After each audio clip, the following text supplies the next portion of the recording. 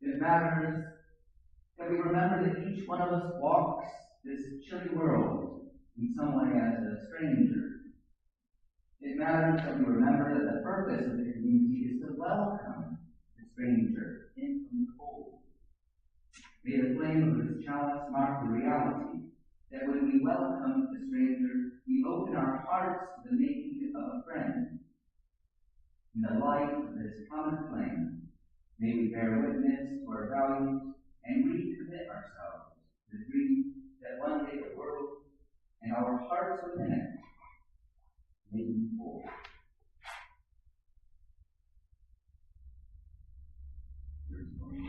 Lord, and light our chalice. Good morning. Good morning. Thank you for joining me today. I'm grateful for your presence here. I had worried with that chalice lighting. I was like, oh, is it a bit too late into the season to have something that makes reference to coming in from the cold and the chilly? And the world has answered that, so my apologies if that played any role in the chilly weather that we face today. But I'm glad you can come in and you can come into the warmth here, not just the warmth of our physical space, but the warmth of our community. Whatever it is that you're looking for in this space, it might be joy and celebration, it might be tears and sorrow, perhaps you've come looking for a few words of wisdom, or a chance to connect with one another, or maybe simply you want to be here to rest with the divine, howsoever you define it. I hope that you'll find it, and I know that you'll receive a warm welcome. And as I said, I am grateful that you are here today. So we had Maureen Kaloran to light our chalice. We turn now to the Reverend Andy Pikula for our call to worship. Come into this circle of community. Come into this sacred space. Be not tentative. Bring your whole self. Bring the joy that makes your heart sing. Bring your kindness and your compassion. Bring also your sorrow and your pain. Bring your brokenness and your disappointments. Spirit of love and mystery, help us to recognize the spark of the divine that resides within each of us. May we know the joy of wholeness. May we know the joy of being together. Amen. And let us sing our first hymn in the Purple Book, number 43, Jim Scott's Gather the Spirit, Harvest the Power, hymn number 43.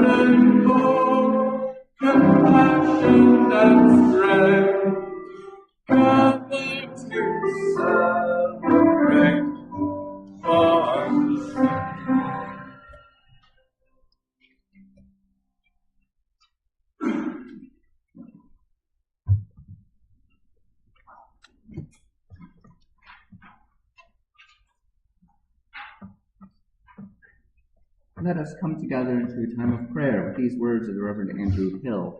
This is then followed by our covenant, which is printed in your order of worship and will appear online for those following at home. But first, these words. Worship is a patchwork quilt of people of different shapes, different characters, different sizes, different prejudices, different colors, different enthusiasms, different ages, different moods, all arranged, sometimes higgledy-piggledy, sometimes in arranged groups, sometimes half higgledy and half arranged. Worship is a patchwork quilt of patchwork people, joined sometimes by one sewer, sometimes by a principal sewer and assistants. Sometimes worship is a quilting bee. Worship is a patchwork quilt with quilting stitches which are sung, spoken, silent, and felt. Worship is a patchwork quilt with quilting lines stitched counterpoint to the pattern of the patchwork. Quilting lines which are sometimes arranged according to common themes of sorrow and sorry, or delight and dedication. The lines of common worship. Sometimes a special quilting theme is stitched counterpoint, a topical concern, a human condition, a where, why, a how question. Sometimes quilting lines just happen, just emerge, unplanned. Light in the first hymn found its unseen echo in the last. Worship is a patchwork quilt to creep under from the cold of solitariness, fear, and partialness, and to experience the quilt's warmth of companionship, wholeness, and love. It is to leave the quilt's warm coziness for the openness, opportunity, and challenge of the wider world in which we live. Worship is a patchwork quilt, a whole in which the many become one while keeping their individual identities. A patchwork quilt in the vast interdependent patchwork of creation. Patchwork God, bless us now. Amen. And please join with me as we read together our covenant. We gather here in sacred fellowship to witness the fullness of our lives and all life, to hold and be held, tell stories and listen, to be renewed and renew the world. We speak with care and patience. We act with gentleness and compassion. We forgive each other and ourselves. In faith that we build beloved community, we renew our covenant today. Amen.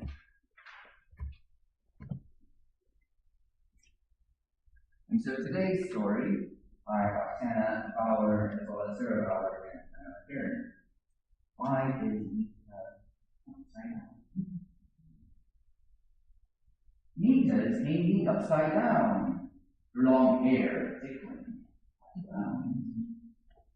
The trees, the grass, and everything is all the wrong way around. Her feet stay close to the sky. Little Nabby's walking by. He says, I've seen you before. You're upside down again. Whatever for? His feet swim like you. He tries to hide. It's hard to talk because I'm not the same. I don't fit in.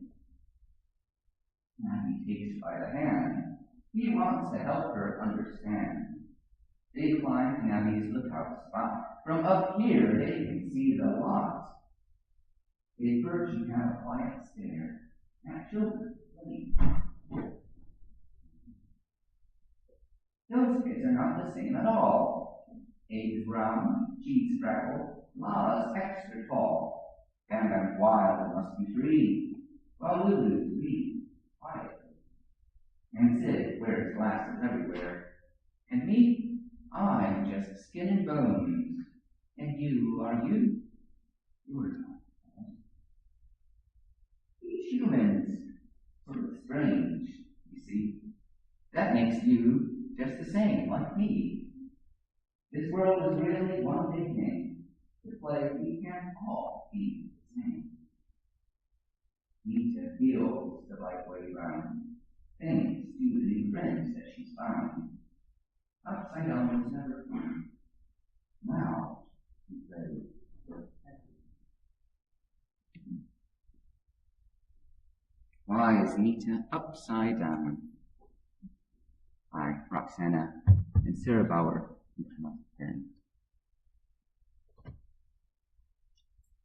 So we come now to a chance for you to share your lives, your sorrows, your joys, your triumphs, whatever is facing you at this point.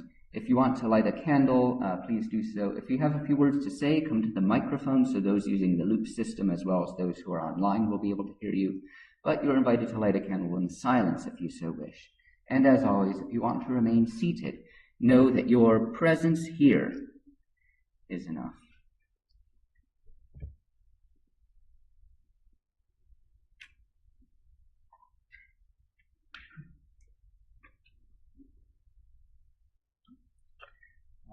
So this is a candle for one of my nieces who had their 16th birthday just this past week.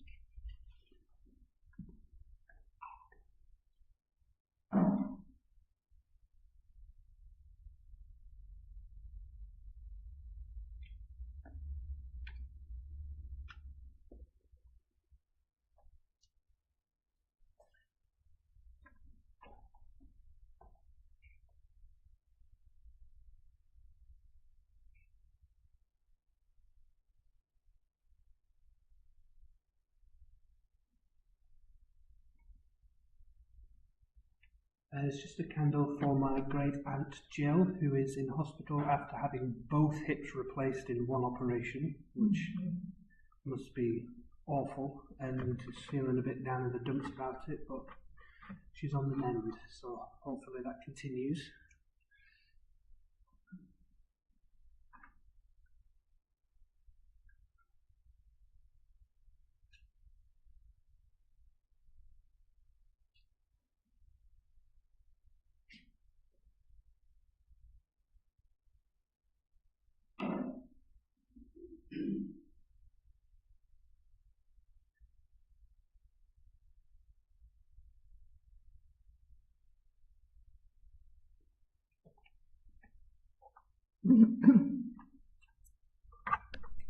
This is in praise of stopping to talk to strangers.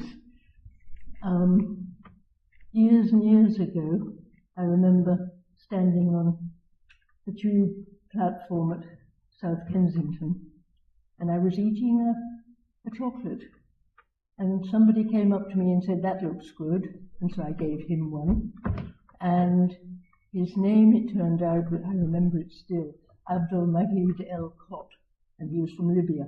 And you know, from that moment, he and his family became great friends of Robin and myself, and that was the start of a lovely acquaintanceship. So ever since then, I've gone on talking to strangers, and sometimes making friends, and sometimes passing in the night.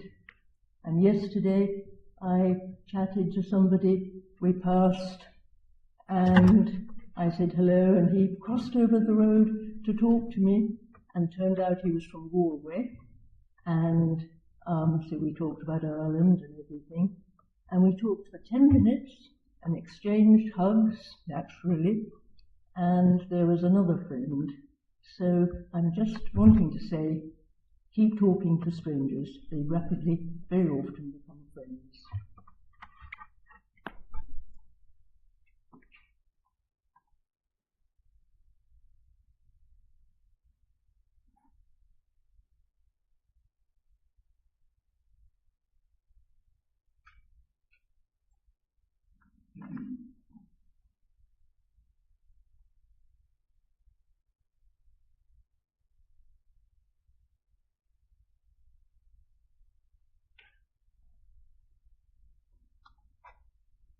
I light this candle for my mother, Deborah.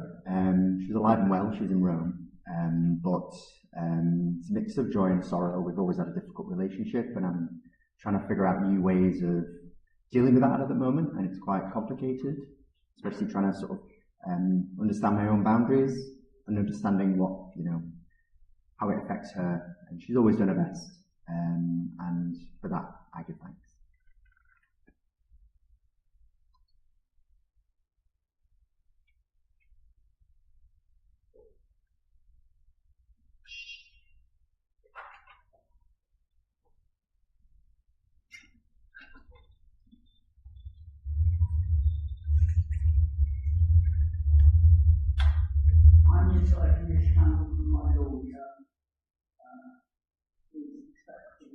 baby in July, which is Joyce, of course.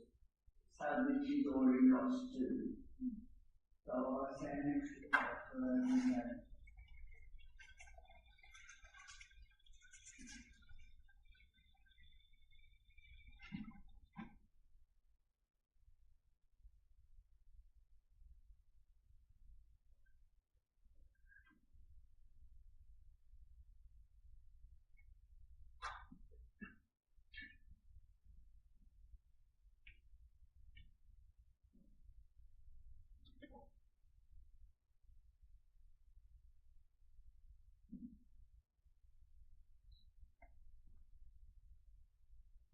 So this is a candle for my auntie who turned 80 yesterday, but sadly she's in hospital. She's very poorly, she's got stage 4 cancer. So yeah, sending her prayers for her treatment and hopefully good quality as she comes towards the end of her life. And also this month my dad would have been 90, and sadly he passed away in 2024 on New Year's Eve. So he's also very much in my mind, because obviously my auntie and my dad, brother and sister. So yeah, thinking of them. And also giving thanks to communities such as this, and also my wonderful partner and other friends and family who are always there to support me. Thank you.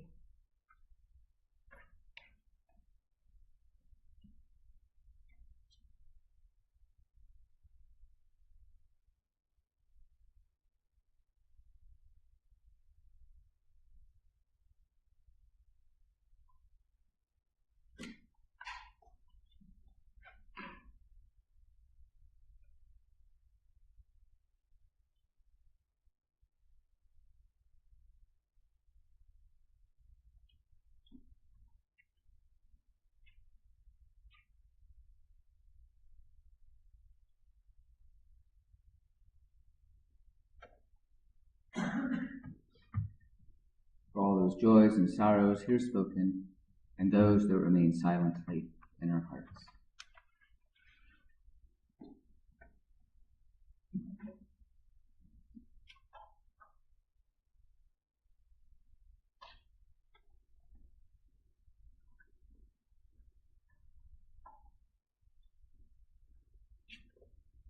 We come now to our next hymn, May I Be Filled with Loving Kindness by Mark Hayes. This is rooted in the Buddhist prayer structure, the Mettavana, where one sort of wishes peace and kindness and love, sort of within themselves, and then gradually expands the circle ever outward to include friends and family, strangers, even people that we might disagree with at times.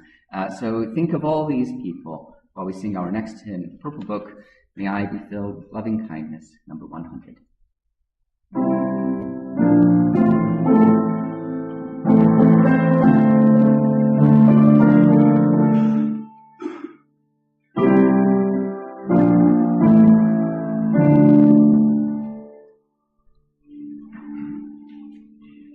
May I be filled with loving kindness. May I be well. May I be filled with loving kindness.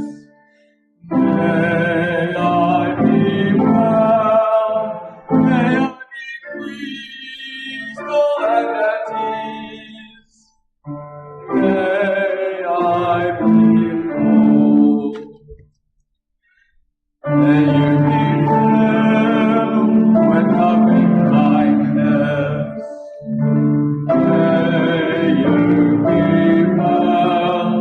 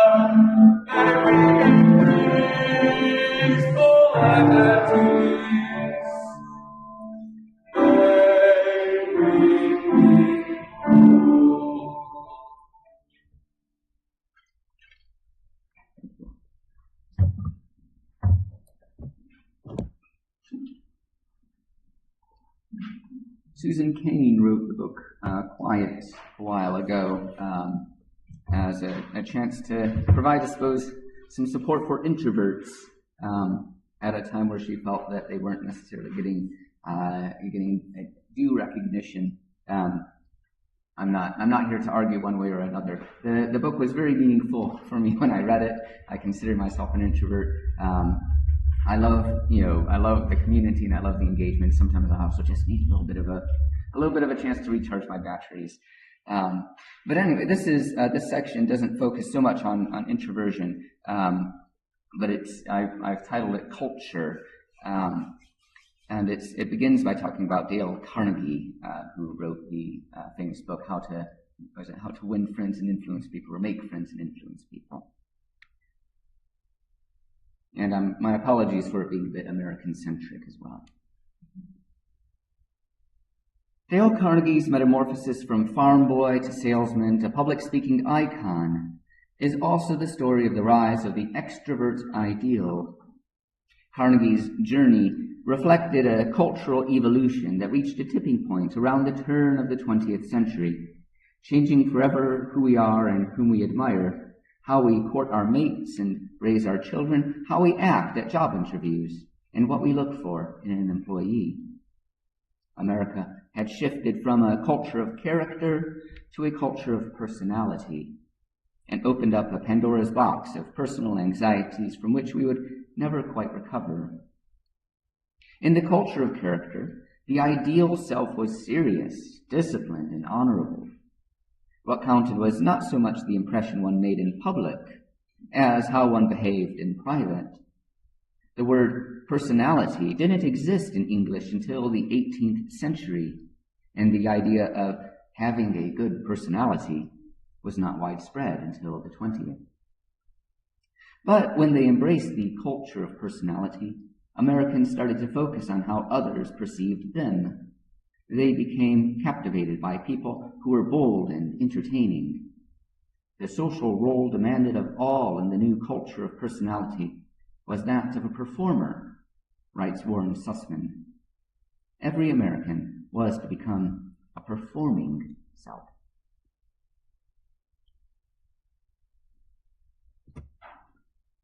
From Susan Cain's Quiet.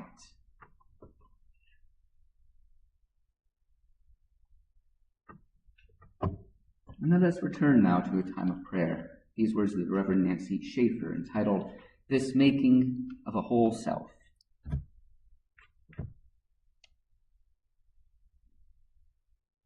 This making of a whole self takes such a very long time. Pieces are not sequential, nor are supplies. We work here, then there, hold up tattered fabric to the light, sew past dark, intent, use all our thread. Sleeves may come before length, buttons before a rounded neck. We sew at what most needs us, and as it asks, we sew again. The self is not one thing once made unaltered, not midnight task alone, not after other work. It's everything we come upon, we make ourselves. All this fitting of what once was and has become. Amen. And so let us enter into a period of silence for reflection, meditation, contemplation, and personal prayer.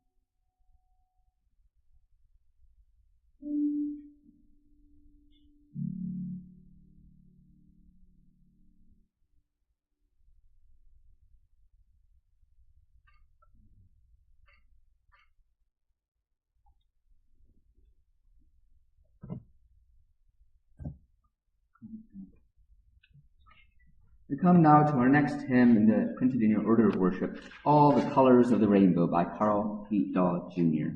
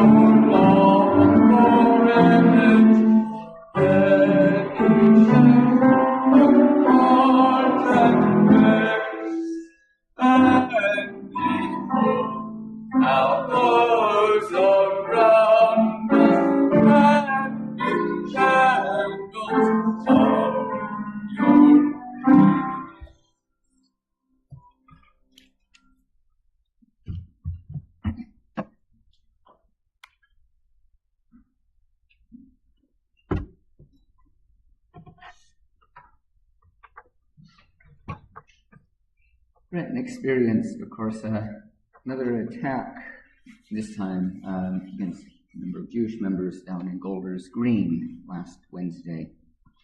And this was, of course, after there having been an attack on a number of ambulances from a Jewish group, which serves the wider community. It has to be recognized as well. And this on top of course, the attack that we experienced in Eaton Park.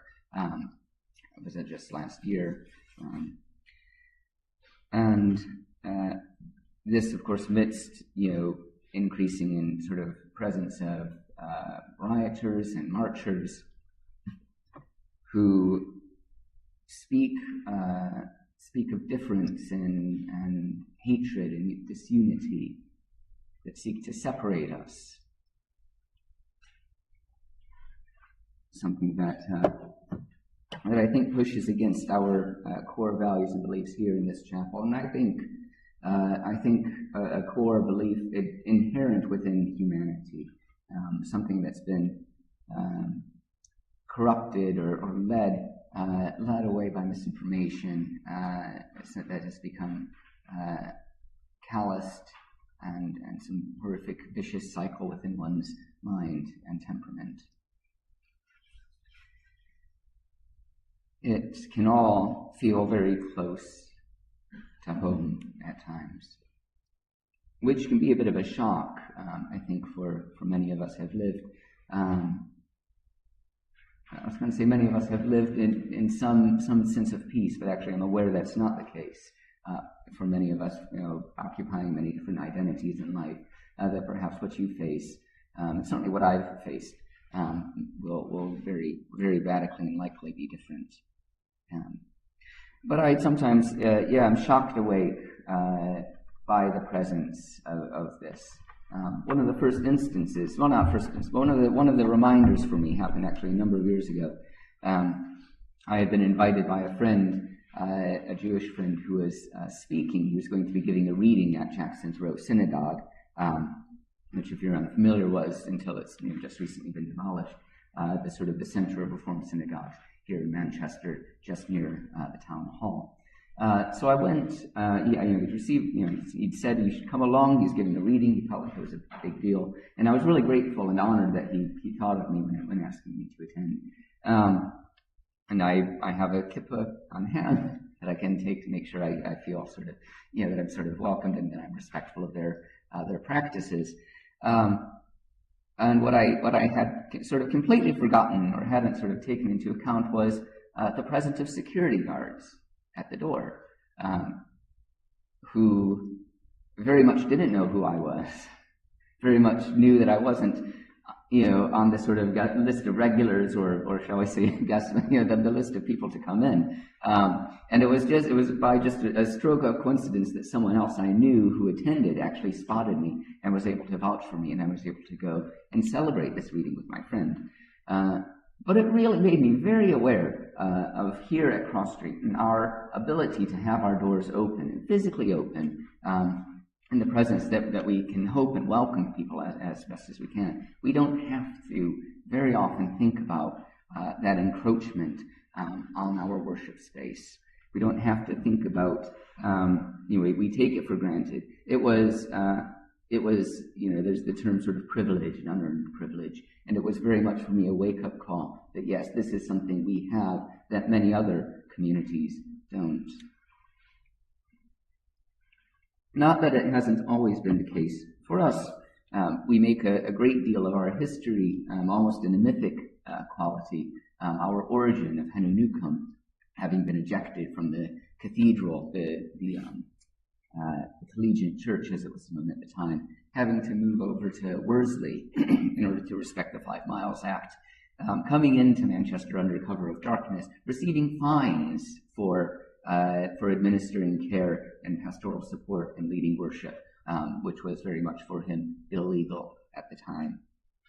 We have as well, of course, the assaults on the congregation and on the chapel buildings when it was a barn in Shude Hill, and even as late as 1715 when our chapel here was ransacked by Jacobite mob. So we have very much that recognition within our history of being victims of violence, and I think that we hold on to that. As I said, it's mythic because it's an element of our story that we carry into our character, into our being, and we draw some value from.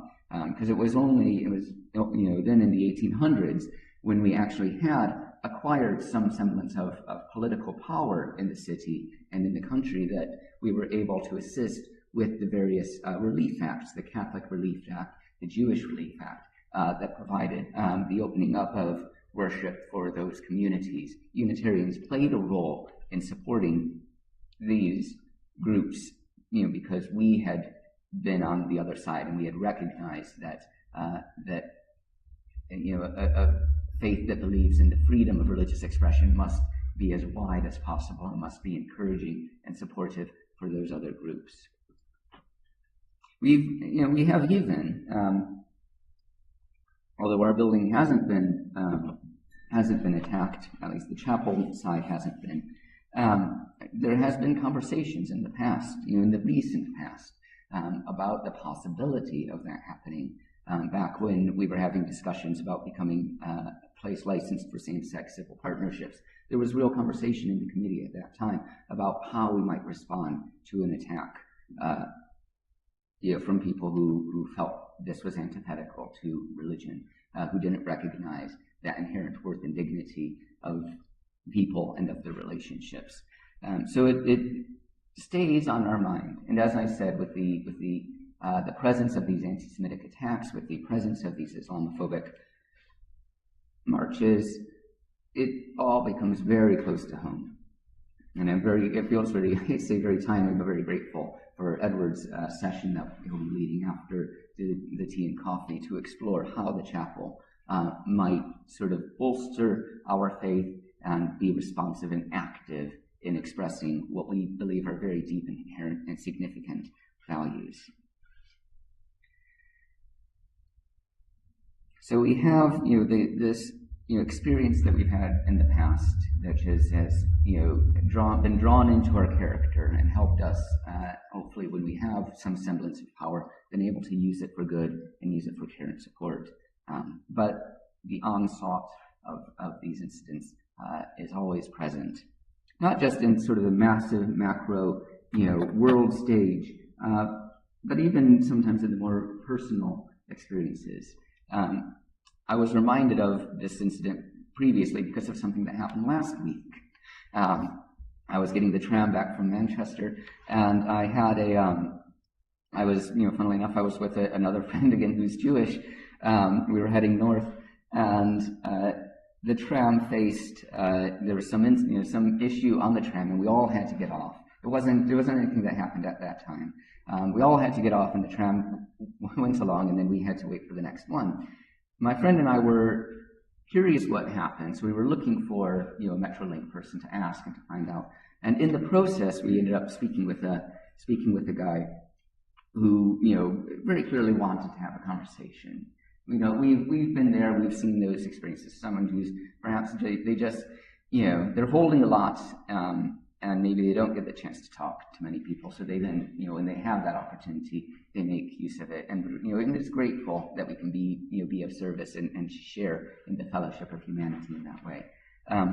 But this individual, spotting my friend's kippah, it turned the conversation immediately to Judaism, immediately to questions about Israel.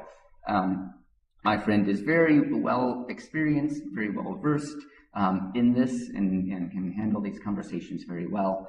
And I want, it really has to be said that this individual asking the questions, placing his own opinion on matters, like I say, as wide-ranging as Judaism, Israel, anti-Semitic composers from the 19th century.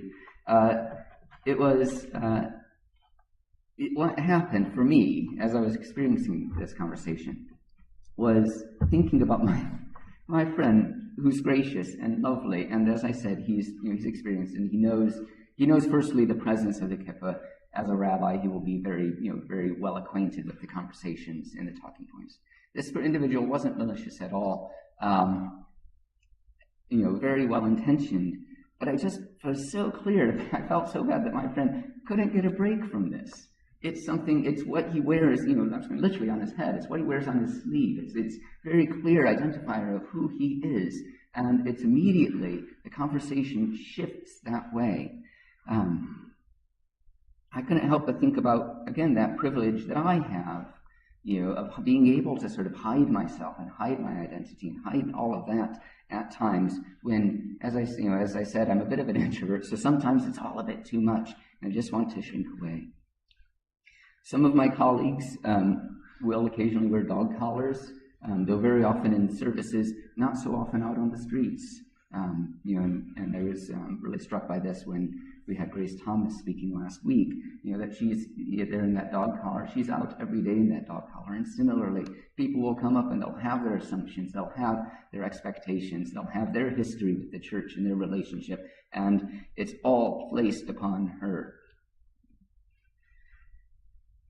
I've experienced it a little bit myself, as an American, as an immigrant here. That people do bring to me a lot of questions and observations. They expect me to know things that I don't know. They tell me things that I do know. All of which is gracious and lovely, and as I said, it's not done with an ounce of malice. And yet, I recognize for all of us, we have some qualities that maybe we just want to sort of step back from that at times. We want to be recognized for the fullness of our being, for the character that we have, not just that personality that is seen by everyone, but by our passions, our dreams, our inspirations, what takes our interest that is outside of all of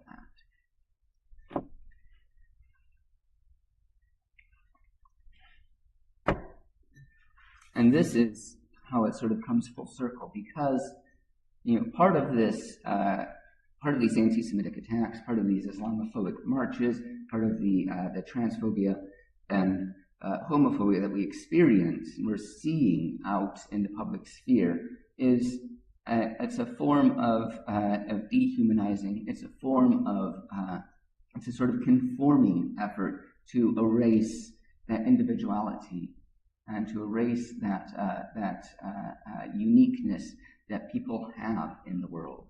To erode their inherent worth and dignity.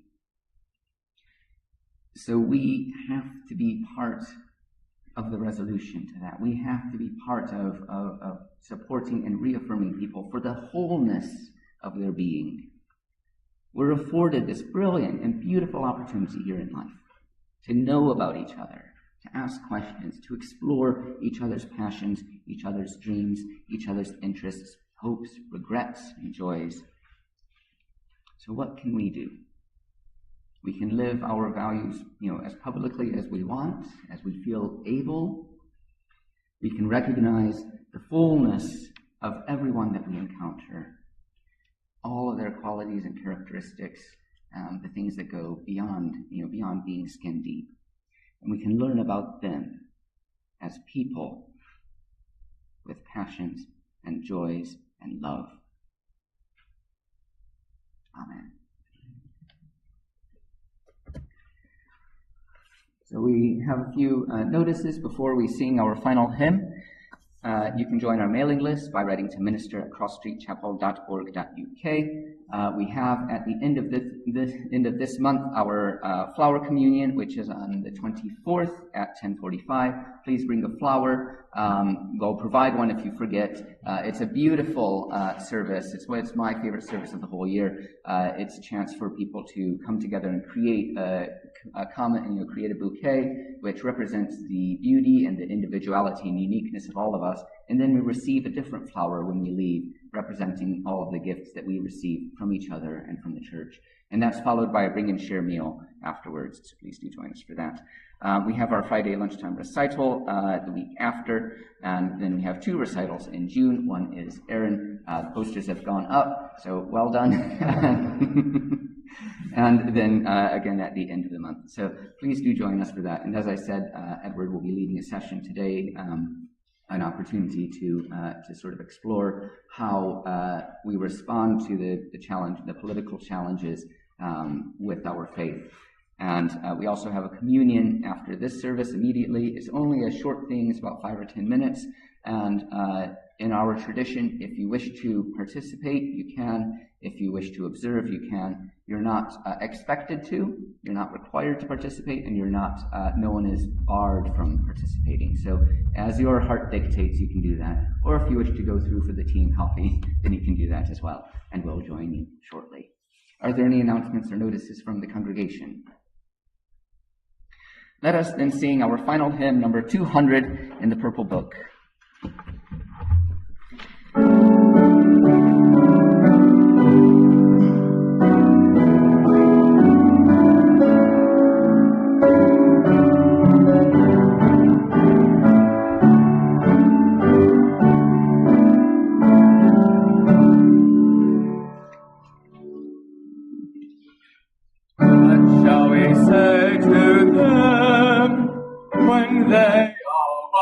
to know that God is in the world, and He's there in those secrets glow.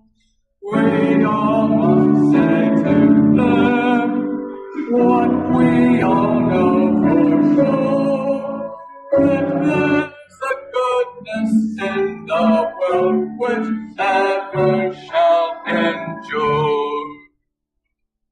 What shall we do for them when they are in distress, and anguish burns within their hearts, for which they seek redress?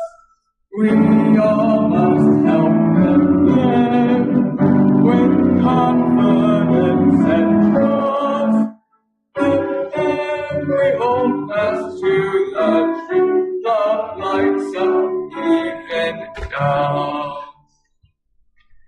What is our vision?